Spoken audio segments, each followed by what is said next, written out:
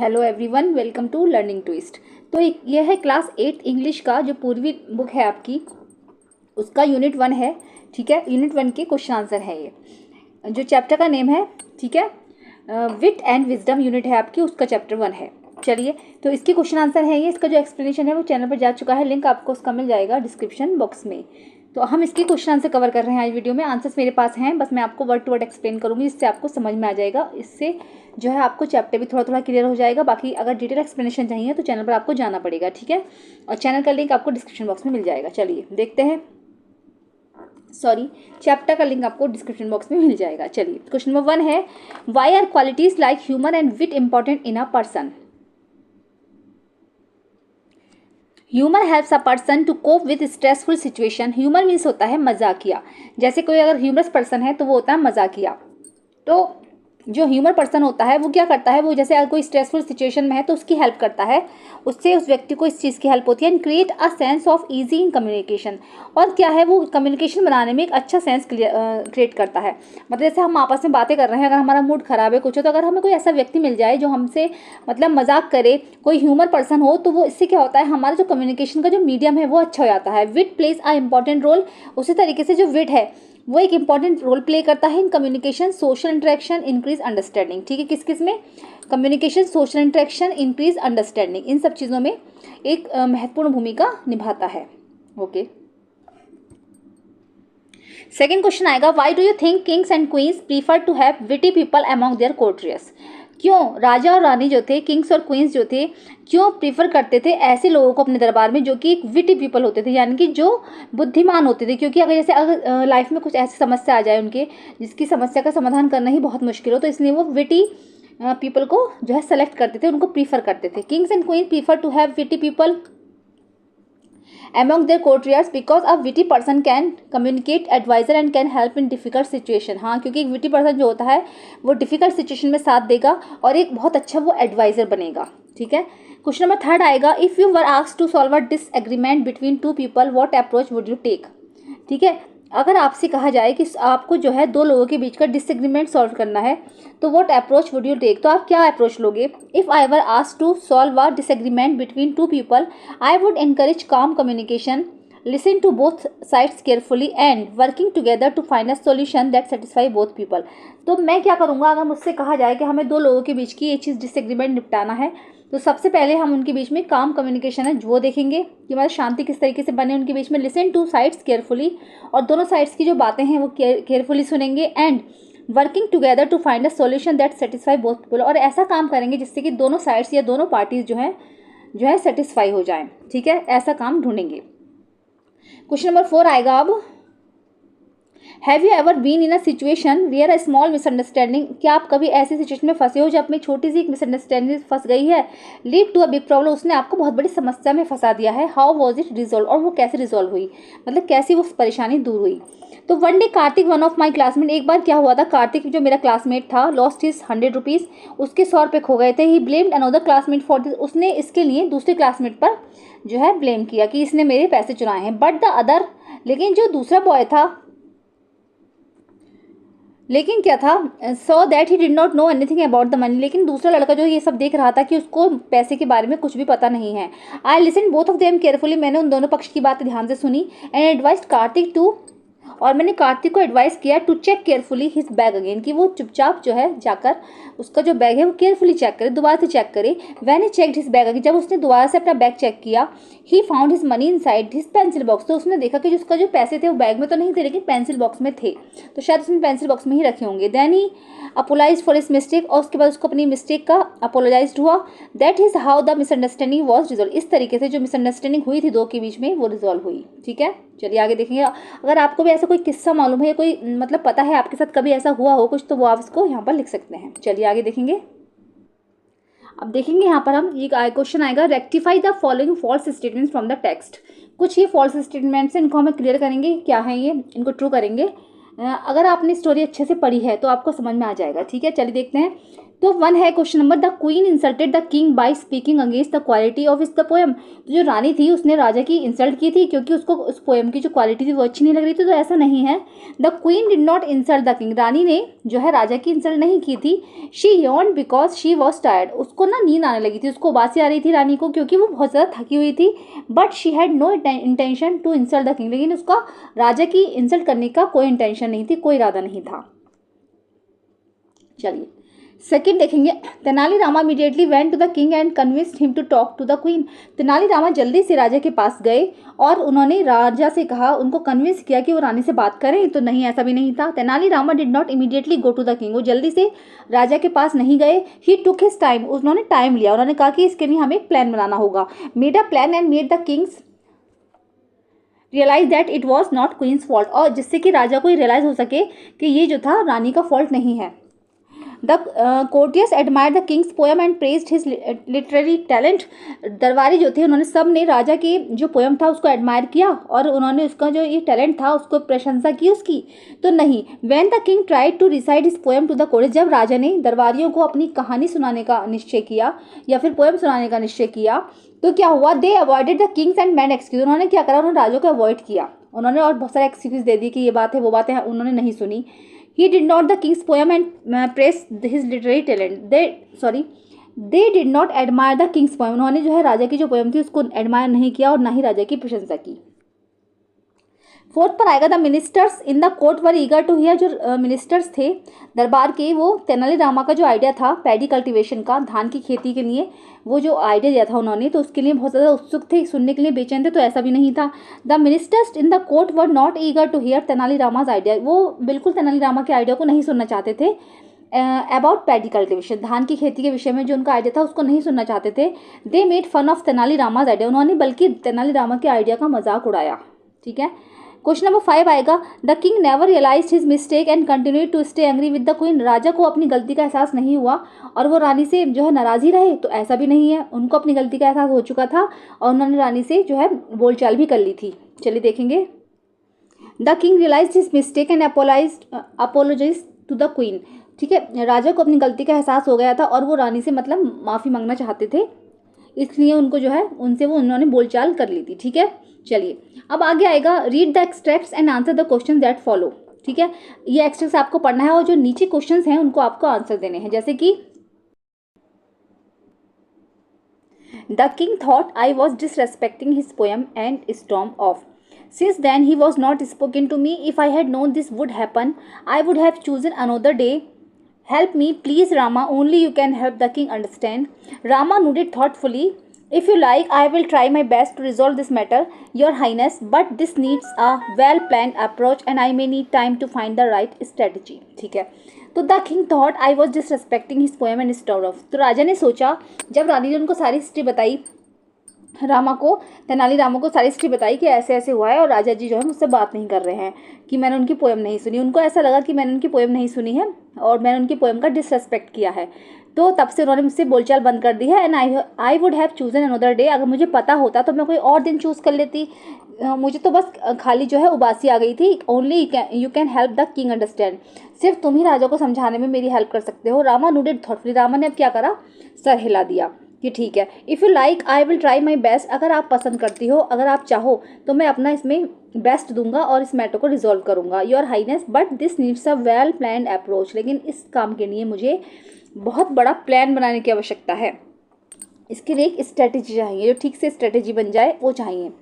तो क्वेश्चन है, why does the queen believe that only Tenali Rama can help the king understand. तो क्यों लगता था रानी को कि सिर्फ तेनालीरामा ही हैं जो राजा को समझ सकते हैं, राजा को समझा सकते हैं और उनकी हेल्प कर सकते हैं। तो the queen believes that only Tenalirama ही can help the king understand. रानी को पता था, रानी को विश्वास था कि सिर्फ तेनालीरामा ही हैं जो राजा को समझा सकते हैं, क्योंकि Tenalirama was famous for his quick wit. क्योंकि जो तेनालीरामा थे वहाँ पर उस राज्य में, उनके दरबार में सबसे ज़्यादा फेमस थे अपनी विट के लिए, अपनी बुद्धिमानी के लिए। And he had a special place in the king's court as a witty advisor, और उनको जो था दरबार में एक विटी एडवाइज़र के तौर पर बहुत अच्छा स्थान प्राप्त था, मतलब बहुत ऊँचे ओहदे पर थे वो, क्योंकि वो एक विटी पर्सन थे। ठीक है, विटी पर्सन मीन्स मतलब बुद्धिमान व्यक्ति। सेकेंड क्वेश्चन आएगा, what does the queen's statement, रानी का स्टेटमेंट क्या था? If I had known this would happen I would have chosen another day, suggest about her feelings, कि अगर मैं समझ पाती, अगर मुझे ये पता होता कि ये सब होगा तो मैं कोई और दिन चूज कर लेती। सजेस्ट अबाउट हर फीलिंग, उसकी फीलिंग्स के बारे में बताइए। जो रानी की ने मतलब इस तरीके के वर्ड्स बोले, उनको क्या feeling I? She is angry at the king for over acting, क्या वो राजा की ओवर एक्टिंग से एंग्री थी? She regrets the unintended misunderstanding, या फिर उनको रिग्रेट हो रहा था, जो उनकी मिसअंडरस्टैंडिंग हुई थी दोनों के बीच में, उसका रिग्रेट हो रहा था। थर्ड क्वेश्चन आएगा, how does Tenali Rama's response effect reflect his wisdom and problem solving brackets, ठीक है। तो how does Tenali Rama's response reflect his wisdom, Tenali Rama का जो रेस्पॉन्स था अपनी बुद्धिमानी के प्रति वो क्या था? एंड प्रॉब्लम सॉल्विंग ब्रैकेट्स, और उनका जो प्रॉब्लम सॉल्विंग करने का तरीका था वो क्या था? Tenali Rama's response reflect his wisdom and problem solving brackets because he asked the queens to take some time to make a plan and to find the right strategy. उन्होंने इस जो समस्या आई थी उनके आगे, उन्होंने इसलिए उसको सॉल्व किया। उनका जो तरीका था वो ये था कि उन्होंने रानी से कुछ समय मांगा, कि उन्होंने कहा कि एकदम से कुछ नहीं होगा, कि आप मुझे थोड़ा सा प्लान के लिए टाइम दीजिए, एक स्ट्रेटेजी बनानी है, उसके हिसाब से मैं चलूँगा। तो उन्होंने जो है इस समस्या को सॉल्व किया।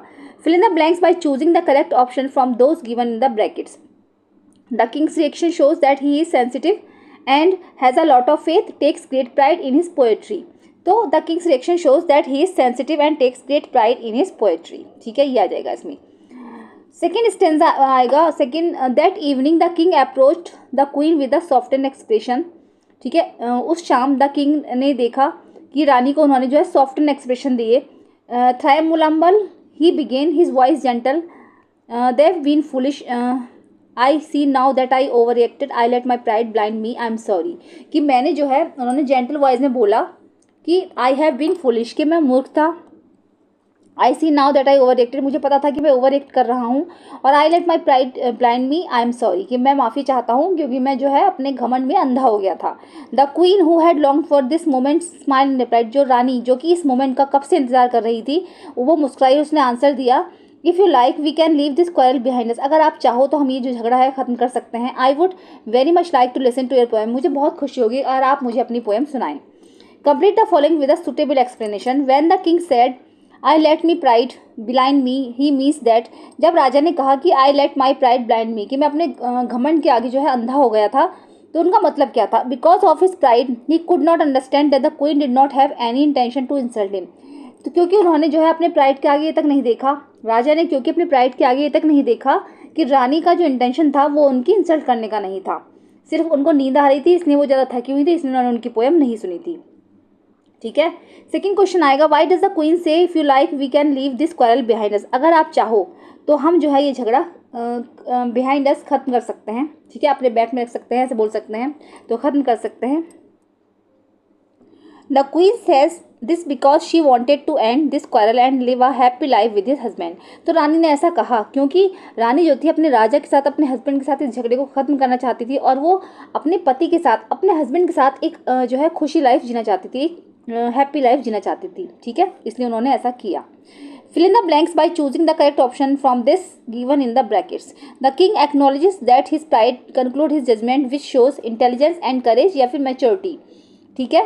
तो king acknowledge that is pride, जो उनका जो घमंड था राजा का, उसका जो जजमेंट वो करते थे वो क्या दिखाता है? इंटेलिजेंस एंड करेज या फिर maturity?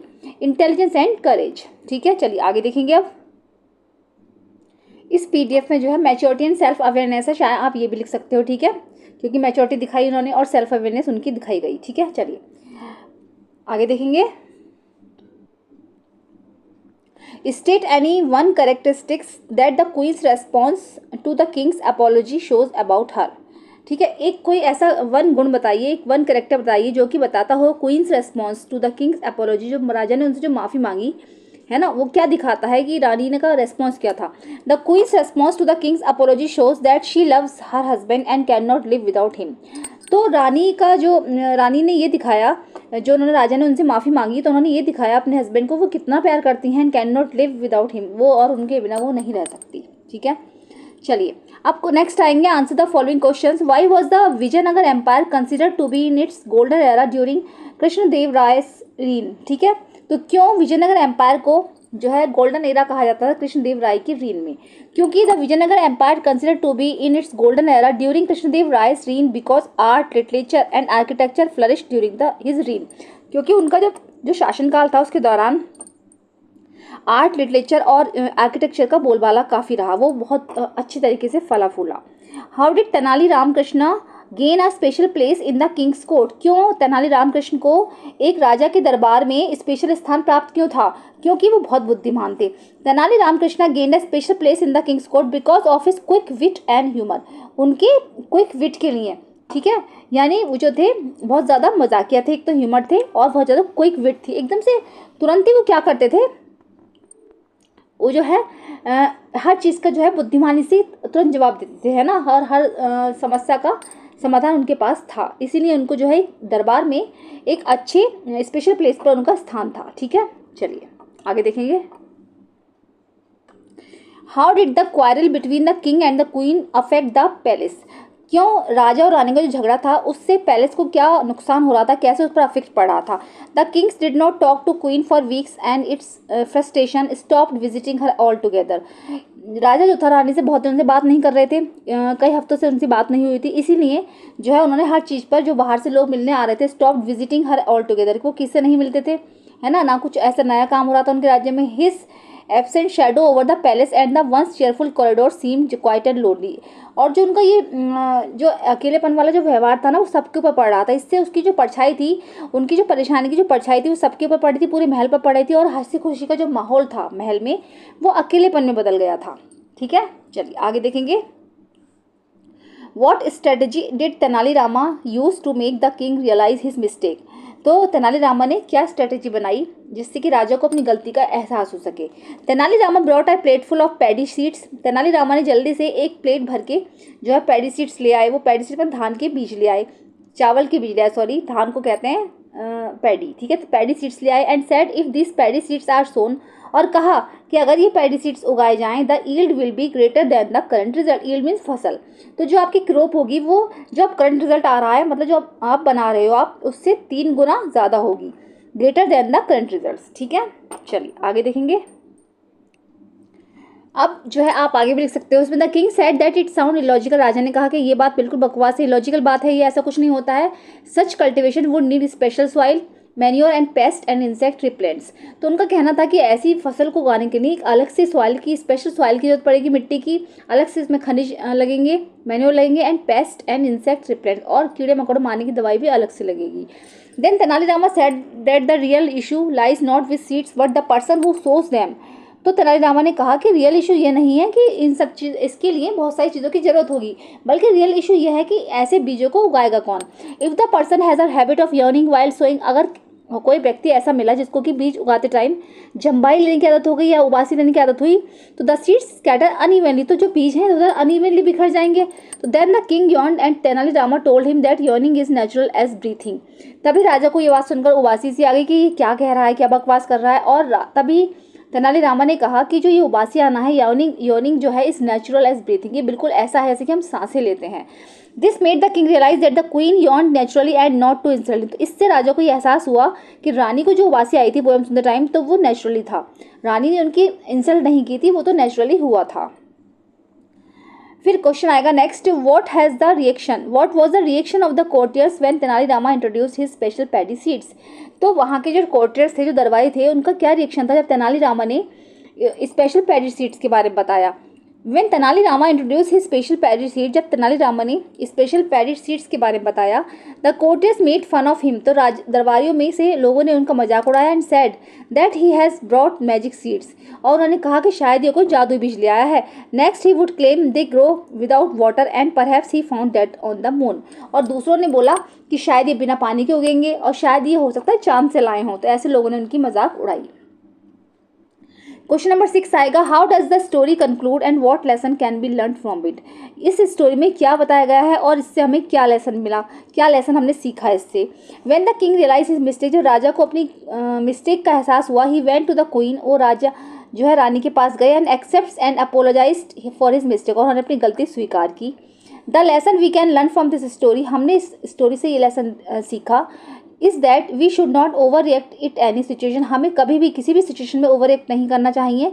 And if we find our mistake, और अगर कभी भी हमें अपनी गलती का एहसास हो जाए, then we should apologise for that, तो हमें जो है इसके लिए अपोलोजाइज होना चाहिए, मतलब हमें अपनी गलती स्वीकार करनी चाहिए। ठीक है, चलिए आगे देखेंगे। चलिए आज के लिए बस इतना ही, वीडियो बहुत लंबी हो रही है। ठीक है, इसको हम 2 पार्ट्स में ही कवर करेंगे। चलिए मिलते हैं नेक्स्ट वीडियो में। Thank you so much.